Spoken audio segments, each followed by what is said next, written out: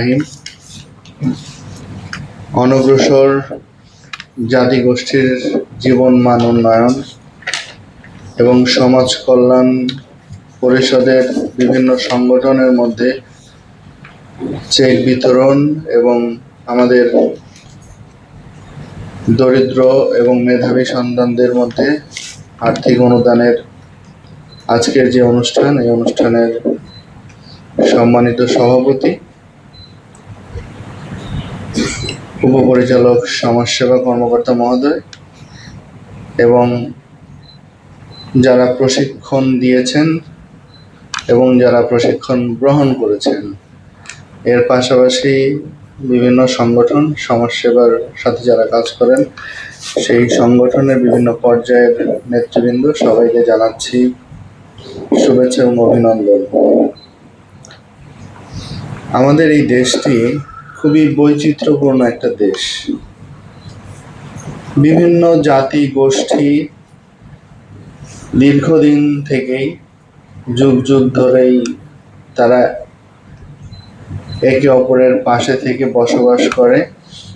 এটি আমাদের একটি সৌন্দর্য, আমাদের দেশের সৌন্দর্য, আমাদের সমাজের একটি সৌন্দর্য। সময়ের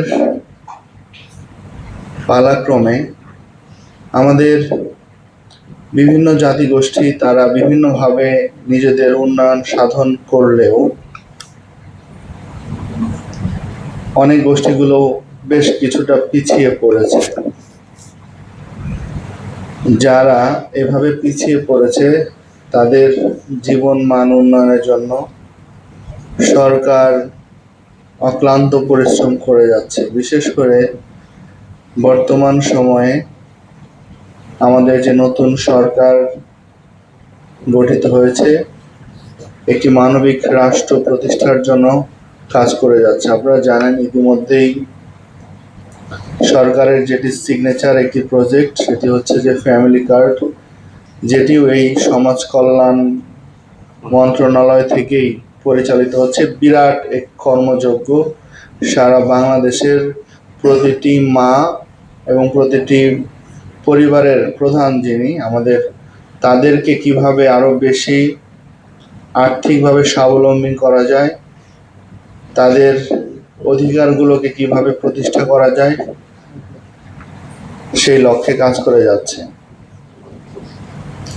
আমরা দেখলাম যে সমাজ কল্যাণ পরিষদ তাদের যে বিরাট কর্মযজ্ঞ, তার মধ্যে যে আজকের যে প্রশিক্ষণ প্রদান অনুষ্ঠানের আয়োজন করেছেন, আমরা যারা প্রশিক্ষণ গ্রহণ করেছি, আমরা জানি যে আমরা যে যেখানেই জন্মগ্রহণ করি সেখানে আসলে আমাদের কোনো হাত নেই, কিন্তু আসলে আমি আমার জীবনটাকে কোন অবস্থায় নিয়ে গেলাম সেখানে কিন্তু আমার হাত রয়েছে। সেটি হচ্ছে যে আমি আসলে কতটুকু স্বপ্ন দেখতে পছন্দ করি, আমি স্বপ্ন দেখতে পারি। সেই স্বপ্ন না, যে স্বপ্ন ঘুমিয়ে দেখে সেটা না, সেই স্বপ্ন যে স্বপ্ন ঘুমাতে দেয় না। আমরা আসলে সেই স্বপ্ন কতটুকু দেখতে পারি, আমরা সেই স্বপ্ন বাস্তবায়নের জন্য কতটুকু কাজ করতে পারি। আমাদেরকে এটি মনে রাখতে হবে যে আমাদের জীবনের সবচেয়ে গুরুত্বপূর্ণ অংশ হচ্ছে আমাদের সময়। পৃথিবীতে অনেক কিছু পারচেজ করা গেলেও এই যে একটা জিনিস সময়, এটাকে আসলে পারচেজ করা যায় না। এটি আপনার জন্য নির্ধারিত। আপনি এই সময়টাকে কিভাবে ব্যবহার করবেন সেটার উপরে নির্ভর করবে আপনার জীবন এবং আপনার পরিবারের জীবনটা কেমন চলবে। আমরা সবসময় প্রতিকূলতাকে আমাদের একটি অবস্ট্রাকশন, আমাদের জন্য একটি বাইন্ডিংস হিসাবে আমরা দেখে থাকি। কিন্তু পৃথিবীতে বাস্তবতা কি জানেন? বাস্তবতা হচ্ছে পৃথিবীতে যারাই অনেক বড় হয়েছে, আমরা যদি সেই বাবা আম্বেদকরকে দেখি, সে যত চ্যালেঞ্জ নিয়ে ভারতের সংবিধান প্রণেতাদের একজন হয়েছিলেন, এরকম আসলে শত শত উদাহরণ কিন্তু আমাদের সামনে আছে। তাদেরকে কিন্তু এই ধরনের কোনো প্রতিকূলতা তাদেরকে হারাতে পারেনি। আজকে আমরা যদি আমাদের মধ্যে সেই প্রত্যয় না থাকে যে আমরা জিততে চাই, আমরা আমাদেরকে জেতাতে চাই, তাহলে কিন্তু আমরা সরকার যত প্রশিক্ষণই দেখ, যত আর্থিক সহায়তাই করুক, তাতে আসলে সাময়িকভাবে আপনার কিছু সচ্ছলতা আসলেও সরকারের যে উদ্দেশ্য সেটি সফল হবে না, বা আপনার জীবন মানের দীর্ঘমেয়াদী কোনো পরিবর্তন হবে না। আপনাকে আমরা যে প্রশিক্ষণ এখান থেকে দেয়া হয়েছে সেটি হয়তো খুবই সামান্য, কিন্তু এটিকে বেস করে আপনাকে আজকে সিদ্ধান্ত নিতে হবে যে আপনি কিভাবে এর উৎকর্ষতা সাধন করবেন, কিভাবে আপনি এখানে নতুন পালক যুক্ত করবেন। এটি আপনাকে করতে হবে, কারণ আপনি এই পৃথিবীতে অন্য সব কিছু ফিল করছেন, বুঝতে পারেন, এটাও আপনাকে বুঝতে হবে যে আপনার জীবনের পরিবর্তনের জন্য আপনাকেই সবচেয়ে বেশি চেষ্টা করতে হবে। এটি বুঝতে হবে, আপনার জীবন অন্য কেউ পরিবর্তন করে দিয়ে যাবে না। পৃথিবীতে যারাই যোগ্য আসনে বা যোগ্য চেয়ারে যারা বসেছেন, তারা সবাই পরিশ্রম করেই বসেছেন, হার্ডওয়ার্ক করেই বসেছেন। ব্যতিক্রমী থাকতে পারে, সোনার চামচ মুখে নিয়ে জন্মগ্রহণ করে রাজার ছেলে রাজা হয়েছে, এরকম উদাহরণ আছে, কিন্তু সেটি খুবই কম। যা আছে তারা হচ্ছে সবাই স্ট্রাগল করে সেখানে এসেছে। আজকে আমরা যখন কোনো স্টেজ পারফরমেন্স দেখি, আমরা তাদের ব্যাকগ্রাউন্ডটা কেউ জানি না, কারণ সে যেটা পারফর্ম করে আমরা সেটাই দেখি, কিন্তু তার ব্যাকগ্রাউন্ডে কি আছে সেই তথ্যগুলো কখনোই সমাজের কাছে উঠে আসে না। আজকে আমরা জানি যে আমরা যারা এখানে এসেছি, যারা প্রশিক্ষণ গ্রহণ করেছি, আমাদের দেশের, আপনারা আমাদের দেশের সম্পদ, আমাদের দেশের একমাত্র সম্পদ আমাদের জনগণ। আমরা এই সম্পদগুলোকে যথাযথভাবে কাজে লাগাতে চাই, কিন্তু আমাদের একটি নির্দিষ্ট লক্ষ্য থাকতে হবে।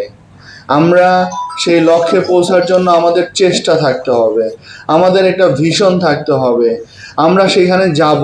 আমি জানি যে সেই রাস্তাটা পৃথিবীতে বিখ্যাত হওয়ার রাস্তা, প্রতিষ্ঠিত হওয়ার রাস্তাটা সবসময় কণ্ডকাকীর্ণ, কখনোই কোনো সহজ রাস্তা দিয়ে সে প্রতিষ্ঠা পাওয়া বা সেখানে তার অবস্থানকে দৃঢ় করা সেটি কিন্তু সম্ভব হয় না, কারো পক্ষেই হয় নাই।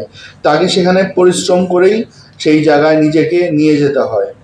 আজকে আমরা যারা এখানে প্রশিক্ষণ নিলাম, যারা অর্থ পাবো, তারা যদি এই অর্থকে আরও বেশি কাজে লাগিয়ে এর সাথে আমরা আরও কঠোর পরিশ্রমকে যুক্ত করি, তাহলে কিন্তু আমাদের এই প্রশিক্ষণগুলো সফলতা পাবে।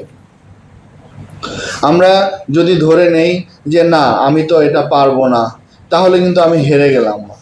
আমাকে পারতে হবে, সেটা মনে রাখতে হবে যে আই হ্যাভ টু উইন, আমাকে জিততে হবে, কারণ আপনার জীবন একটাই, আপনি সেকেন্ড টাইম এই পৃথিবীতে আসবেন না।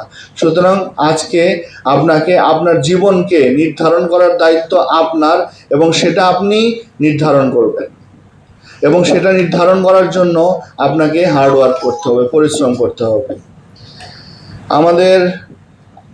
আমরা জানি যে আমাদের দেশটাকে সুন্দর করতে হলে, আমরা একটা আদর্শ রাষ্ট্র প্রতিষ্ঠা করতে হলে, আমরা কোনো একটা গোষ্ঠীকে যদি আমরা পিছিয়ে রাখি, তাহলে কিন্তু আমরা আসলে সেই রাষ্ট্রের সৌন্দর্যটা তৈরি করতে পারবো না, আমরা রাষ্ট্রের সফলতার যে পরিবেশ সেটি তৈরি করতে পারবো না।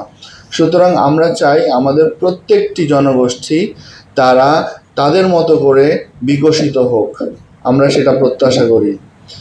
আমাদের সরকারের পক্ষ থেকে সার্বিক সহায়তার যে কার্যক্রম চলমান আছে, এবং আজকে যে পরিমাণে অর্থ আমি দেখলাম, এটি কিন্তু খুব কম অর্থ নয়, প্রায় 92 লক্ষ টাকা যে সহায়তা আজকে আমরা বিভিন্ন সেক্টরে করছি, এটি কিন্তু আমাদের মতো দেশের জন্য সেটি কিন্তু একটি বড় ব্যাপার। কিন্তু আমরা এই টাকাটা নিয়ে সেটিকে যেন ইউজ করি, সেটিকে যেন ব্যবহার করি, সেটিকে যেন অপচয় না করি। যে কথাটি আমাদের উপপরিচালক মহোদয় বলেছেন যে আমরা টাকাটি যদি অন্য পারপাসে খরচ করে ফেলি তাহলে, কারণ আমাদের সবারই নিড আছে, কিন্তু আজকে আমাদের সিদ্ধান্ত নিতে হবে যে এই টাকাটা আমি কোথায় ব্যবহার করব। আমি কি এই টাকাটা ব্রিড করব, মানে এই টাকাটা কি আরো এখান থেকে কি আরো বাচ্চা দিবে টাকাগুলো, না এই টাকাগুলো আমি খেয়ে ফেলবো, এটা আমাকে সিদ্ধান্ত নিতে হবে। এই টাকাগুলোকে যদি আমি প্রোডাকশনের কাজে ইউজ করি তাহলে এটি আমার আগামী দিনের আমাদের যে সরকারের উদ্দেশ্য এবং আপনার উদ্দেশ্যগুলো পূরণ হবে। আমাদের ট্রান্সজেন্ডার যে গোষ্ঠী, তাদের যে 250 পরিবার তারা বলল, তাদের অ্যাকোমোডেশনের বিষয়টি আমি অবশ্যই সেটি দেখব যাতে দ্রুত সময়ের মধ্যে, আমি জানি, তবে আপনাদেরকে আমরা অনেক সময় কোনো জায়গা সেটি একটু দূরে হলে সেই ক্ষেত্রে আপনারা তখন আবার যেতে চান না, এটি একটি সমস্যা হয়।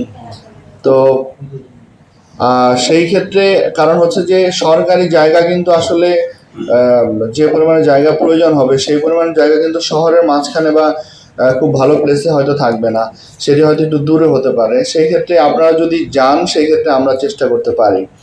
আমি মনে করি যে আপনাদের জন্য একটি আলাদা জায়গা হওয়া